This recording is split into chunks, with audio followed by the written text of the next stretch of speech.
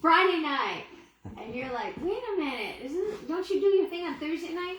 Well, we're changing it up, keep everybody on their toes. Right. Since I got to keep my foot up, I want to keep you guys on your toes.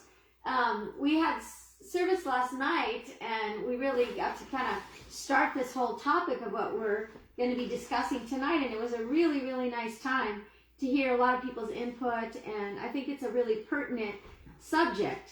So we're going to be talking about re-entry. Mm-hmm. And when you think of re-entry, think about it. What do you think of? I told my husband, I think of like when you're watching those NASCAR races, and they go out and quick get their tires changed and everything, and they got to re-enter the race, and they have that little lap that they got to get in, or when I think somebody's been in rehab and they got to re-enter in society, or you've been in a foreign country and you have to come back to your country and you re-enter, and there's like this culture shock and stuff. Mm-hmm.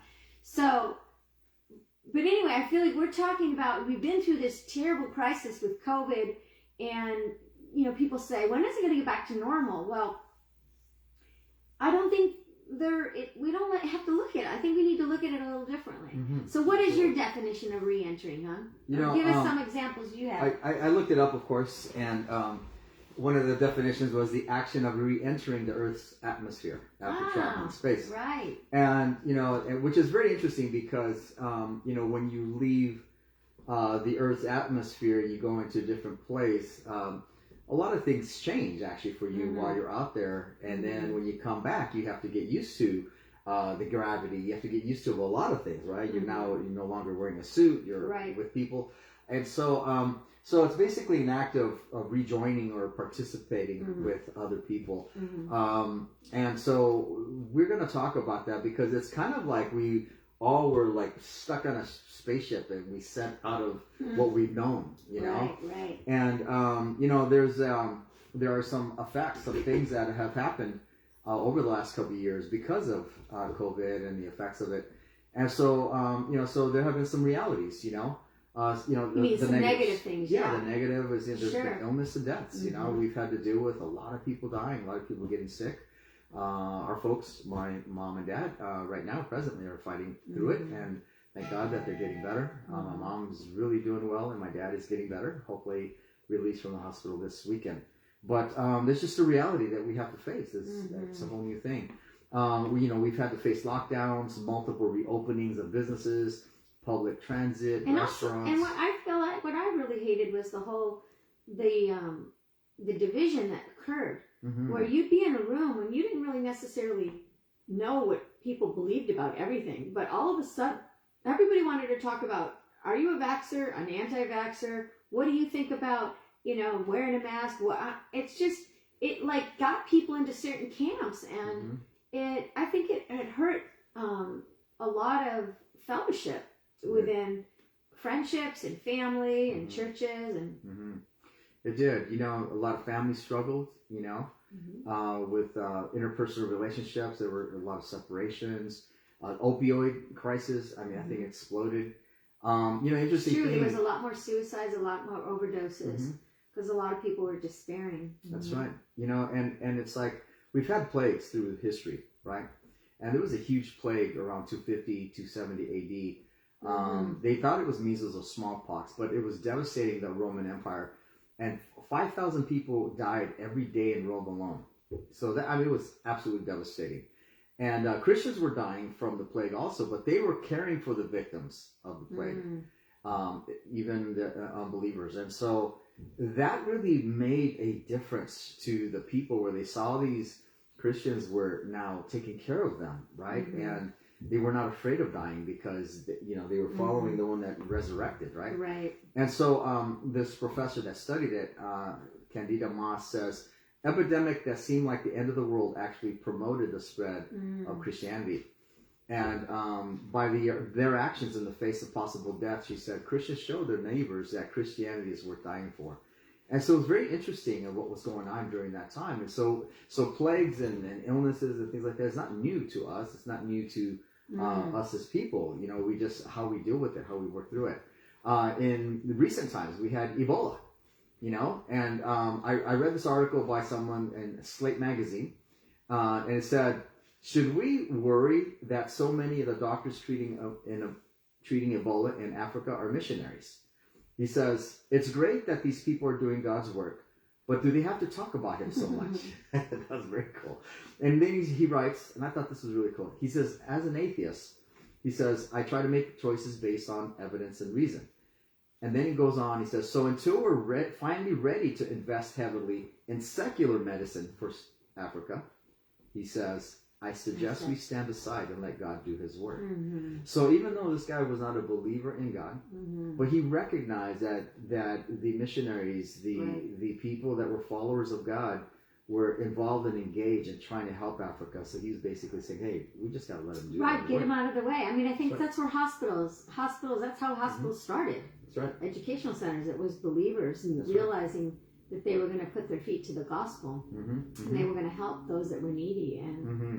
But then let's look at where there surely was a lot of negative for the whole COVID epidemic. Mm-hmm. But there was a lot of positive things. A lot of good relationships got established. Families and communities started to care for each other. That's right. When people would get COVID, everybody would try to do their shopping, drop things outside their door. Everybody started praying. People were using the internet a lot more. People were home more, and so there was more communication. There was many discoveries and innovations in the medical world, for sure. Right. We do things differently in the medical world because of what we've done with COVID, and we have better hygiene. We have better tools now and software. So a lot of us can work at home. It's great. It's awesome. Remote learning has become more mainstream, and it's actually more affordable. So a lot of people are going to college mm-hmm. From home or wherever they have a phone or a computer. And so, and also there was a time where, it caused you to really look at the value of life, mm-hmm. Because all of a sudden everything was getting taken away from you, and it allowed you time to actually think about those things. And so, how about binge watching? I mean, that went crazy, right? I'm not a binge watcher. If it was football, I like to watch football, but I'm not a binge watcher. There was a show that as I was in my binge watching moments, right? I watched a show called Manifest.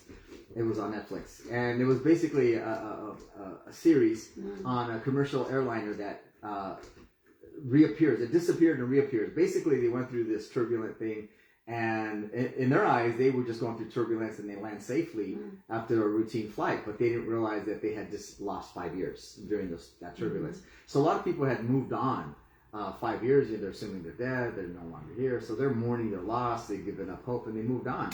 And so basically this show is about people coming back to a different world, and 5 years later, and so it's like, and the reason I really was intrigued by this is because I felt kind of like this whole COVID thing was kind of like the same thing. We're coming back after 2 years. Yeah, we've been gone for 2 years. We went on this plane ride, and all of a sudden we had a lot of turbulence, and now we're landing, and we're going, oh, wait a minute. Everything's changed. It's the same, but it's not, right? And so now we're going home. We're re-entering. But only in the manifesto, they didn't change on the plane. But we got changed through the last 2 years. That's right. Even though we're going to wake up to something that's different. Right. So we may be, entering what seems to be the end stages of the effect of COVID. When we ask ourselves, what's it going to look like? What can we do now to help with the way society looks? Right. So what impact has coronavirus had on modern Christianity? That's right. I love this study that you read about Christianity. What it was telling us, how much did it grow? The percentage? Mm-hmm. I'm going to read that in a little bit. But it was actually a lot of it was effective growth for people because it forced us to grow and learn on our own, because we were not able to meet up in the building. But the church has grown in discernment of what is best. It reminds me of Philippians 1:9 and 10. It says, Paul says, "This is my prayer, that your love may abound more and more in knowledge and truth and depth of insight, so that you may be able to discern what is best, and may be pure and blameless until the day of Christ." So it's basically, it's like there are some things that are good, and there's some things that are better. And there's some things that are the best, right? Mm-hmm. And so this whole COVID series has allowed us as a Christian community throughout the world to really look at what is the best thing. There are some good things, a lot of good things, but what's the best thing for me, right? And that word best speaks of separation, of testing things that are different. Paul was trying to share, sorry, there's a... Oh, that's sorry, yeah, I'm on call, so I really should have it on. I'm going to sneak out. You tell me what the Christian basically, it's saying that he was basically that the Philippians should have both knowledge and discernment. so that in their Christian lives and in their dealings with one another, they would be able to discern what was best, right? They should have the ability to differentiate between right and wrong, good and bad, healthy and dangerous, vital and trivial. They should have discernment to decide between what is acceptable and right, good and best, right? And so, in other words, it's just like a burning down to the things that are most important. And I just thought that was very interesting that was some of the effect of this COVID time that we've had. The second thing that was very interesting was that the church has helped the Christian community grow up. And what that means is basically, I'm going to read a scripture. Anyone who has to drink milk is still a child without any experience in the matter of right and wrong. But solid food, on the other hand, is for adults who, through practice, are able to distinguish between good and evil. And so what happened was the church community started to grow and develop and become much more mature. Mm-hmm. Here in the United States, they did a survey and they asked them, hey, how did COVID affect your journey, your spirituality, your walk with God? Mm-hmm. And 28% said it actually they were stronger. Wow. Through that time, right?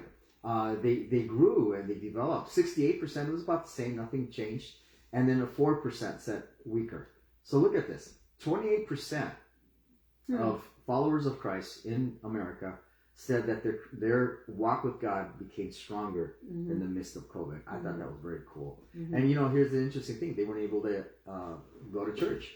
Well, they got to go to church. It was just online. But it was online, and so they figured it out. They started reading the scriptures for themselves. New things started happening. They go online and listen to different teachers that they wanted to hear. They were also trying to understand. They wanted to spend time just hearing a worship set. They could do that. I don't know. They can even pick. Billy, shut up. Billy, who's going up the stairs?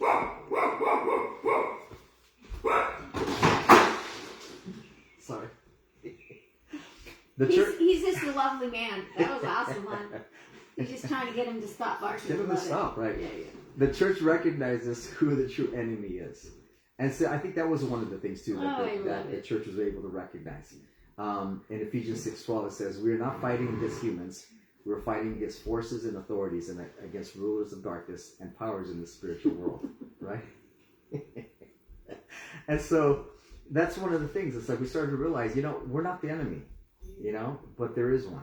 There's an enemy, and we have to fight against that. And so it made it very clear for us what we're supposed to do. Right. John 10:10, Jesus says, a thief has only one thing in mind. He wants to steal, slaughter, and destroy.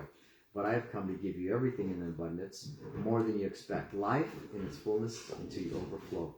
And so that is the whole message of what Christ had for us, to give us a full life, right? And so many times it could be disease, it could be different things that come our way in our society, in our world. But tribulation builds character, perseverance, and endurance. And then, so it's like a lot of us have been through a lot during COVID. And, but you've been faithful. God's been with you. Maybe some of you don't feel like he was, but he was. And he's inviting you to draw nearer to him. And he's drawing you to begin to trust. And sometimes he's moving in ways you can't even imagine. And just to have faith and saying, God, open my eyes to see how you're moving. And I feel like as we're re-entering this new phase where maybe we don't have to wear masks and we can start gathering again with people. You're different, but embrace how you're different. Don't try to go back to how you were before because you've grown. That's right. And unlike my husband who just threw a dog, he really does. In Mexico we throw chanclas, right? The moms will throw chanclas, right? So as we start this new series on re-entering society, we hope, and pray that you can apply what you've learned in those downtimes. And because we know you were made to make a difference in our changing world. That's right. And we know you can. And so we're excited and we're inviting you to do that. That's right. And so we're going to go over this series. We're going to look at how we can re-enter into society and how we can go in differently with a different perspective and be able to make a new thing, a new difference in people's lives. Because that's really a beautiful thing when we can really understand why we're here and what God wants us to do. And so when we embrace all that, we're going to get a better, clear, and a clear perspective on who we are and what we're to do. So God bless you guys. Continue and follow along with us, and we're just going to kind of tear this thing apart as we re-enter into society. Amen? God bless you guys. All I need is you, Lord, is you.